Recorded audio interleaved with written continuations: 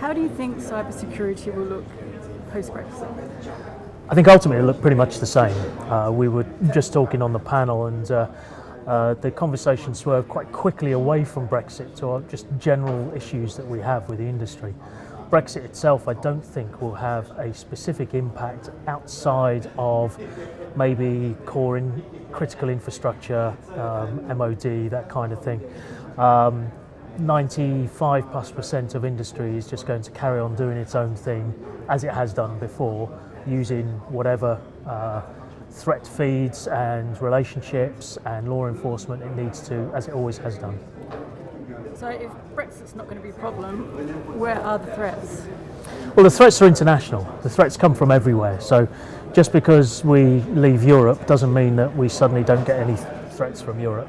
Doesn't mean that the threats from anywhere else stop either. So the threats come from everywhere. And some of them specific to whatever industry you're in, whatever country you're in, or even whatever market you sell to. So the threats still come from the same places. So going into 2018-19, where do you think the main threat will be? I think the main threat will be actually in recruitment. Not because I think we have a skill shortage per se, but because actually we're asking the wrong questions and we're hiring pre-skilled people instead of investing in them. So I think that's one of the biggest threats. I think another threat to our industry, again, is the reduction of the sort of emphasis on white male people within the industry. With only 10% of women, for instance, in the industry, that's a threat to me, mainly because I'm losing a significant proportion of good candidates that could potentially be fantastic in roles. So I'm reducing my potential to recruit. You said there's a lack of women in cybersecurity. What do you think is the best way to encourage more women to get into the field?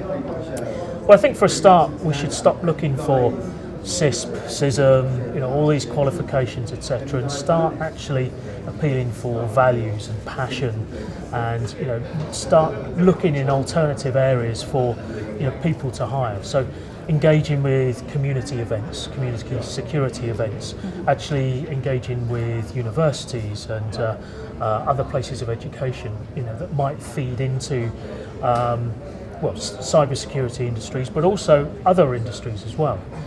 So for instance, we've got people who've got psychology degrees within our organisation. We've got people with no degrees. We've got people with just O levels who've come from a different place within the same company. So stop looking to a marketplace that is just full of certifications and qualifications, and look for people who are inspired and feel passionate about something, and then invest and inspire them. Okay. And we talked about recruitment.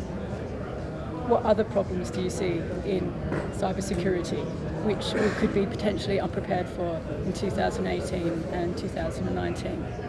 I think, again, going back to basics, I think it's general awareness. The threats are evolving, they're getting far cleverer. If I say the attack surface, technical term for saying, in this instance, the people in our organisations, we're trying to teach them an awful lot of stuff. We're trying to teach them to spot things, and we're trying to teach them to do security. The quicker we can actually enable them to do things securely without thinking of the term security, the better. But education is long-term, difficult and expensive. And we tend to do it in like one shot every 12 months. We need to start thinking a bit more long-term. Okay, but not everyone has an interest in cybersecurity. They come to work, they switch on their computer, they don't really realise what potential threats are out there. What's the best way of educating those people?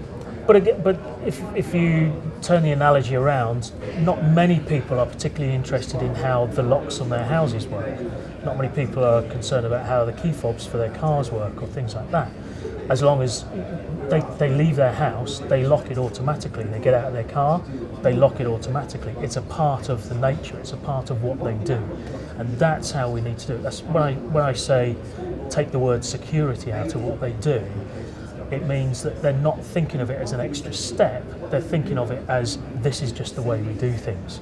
So actually it's about familiarising them and ensuring that they're aware, in the sense that we're aware that people can break into our house or drive off in our car if we leave the keys in there, but actually have the tools and the mechanisms to deal with it in a very simple, transparent way.